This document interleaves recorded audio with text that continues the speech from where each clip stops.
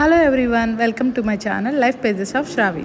ఈ వీడియోలో నేను calcium rich, iron rich, gluten free, fibre rich రాగి పిట్టు చూపించబోతున్నాను. గ్లూటెన్ ఫ్రీ ఏంటో లాస్ట్లో చెప్తాను. మన ఇంట్లో ఇలాంటి టీ గ్లాస్ ఉంటుంది కదా, అలాంటి టీ గ్లాస్తో 2 టీ గ్లాసులు రాగులు తీసుకోవాలి. వాటిని బాగా వాష్ చేసుకోవాలి 3-4 సార్లు.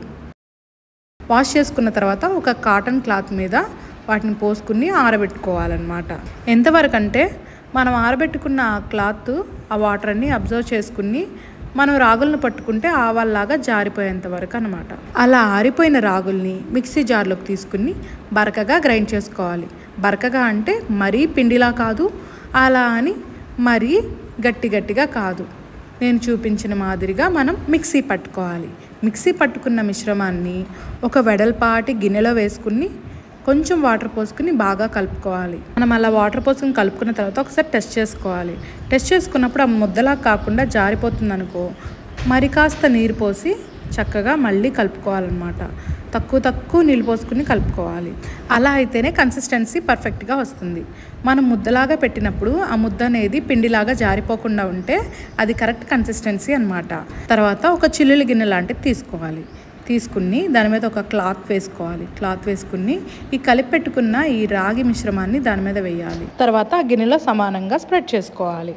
ఒక గిన్నె స్టవ్ మీద పెట్టుకుని దాంట్లో వాటర్ పోసుకోవాలి. వాటర్ పోసుకుని ఈ చిల్లుల గిన్నె ఉంది కదా, ఆ గిన్నెలో మనం పెట్టుకున్న మిశ్రమాన్ని దానిపైన పెట్టాలి. నేను చూపించినట్టు చిన్నగా గుంటలు పెట్టుకోవాలి. అప్పుడు ఆ ఆవిరి అనేది సరి సమానంగా స్ప్రెడ్ అవుతుంది. అంతేకాకుండా త్వరగా ఉడికిపోతుంది అన్నమాట. తర్వాత అంచుల పక్కన ఉన్న క్లాత్ని దాని మీద వేసుకుని ఒక లిడ్ పెట్టుకోవాలి. హై ఫ్లేమ్లో ఒక 15 మినిట్స్ ఉడకబెట్టుకోవాలి. ఇప్పుడు అదే మిక్సీ జార్లో 3 ఇలాచి, మీ రుచికి సరిపడా బెల్లం వేసి బాగా గ్రైండ్ చేసుకోవాలి. ఈలోపు మనం ఆవిరికి పెట్టుకున్న రాగి మిశ్రమం బాగా ఉడికిపోతుంది అన్నమాట. దాన్ని ఓపెన్ చేసి పట్టుకుని చూస్తే మనకి మెత్తగా ఉండాలి. అలా అని మరీ మెత్తగా ఉండకూడదు. మనం గోధుమ రవ్వ ఉప్మా చేసుకున్నప్పుడు ఎలా అయితే పలుకుగా ఉడికినట్లు అనిపిస్తుందో అలా ఉండాలి. ఇప్పుడు దాంట్లోనే మిక్సీ పట్టుకున్న యాలకుల బెల్లం మిశ్రమాన్ని, 1 కప్పు పచ్చి కొబ్బరి, 1 టేబుల్ స్పూన్ నెయ్యి వేసుకోవాలి. ఇప్పుడు వీటన్నిటిని బాగా కలుపుకోవాలి. మిశ్రమం వేడిగా ఉంటుంది కాబట్టి అన్నీ చక్కగా కలిసిపోతాయి. అంతే, ఎంతో రుచికరమైన గ్లూటెన్ ఫ్రీ రాగి పిట్టు రెడీ. ఇప్పుడు గ్లూటెన్ అంటే ఏంటో చెప్పుకుందాం.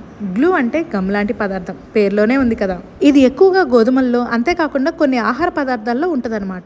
ఇదేం చేస్తుందంటే మన పేగుల లోపల ఒక వలయంలాగా ఏర్పడి మనం తీసుకున్న ఆహార పదార్థంలో ఉన్న పోషకాలను గ్రహించకుండా చేస్తుంది. ఇప్పుడు రాగులు వచ్చేసరికి గ్లూటెన్ ఫ్రీ. అదన్నమాట సంగతి.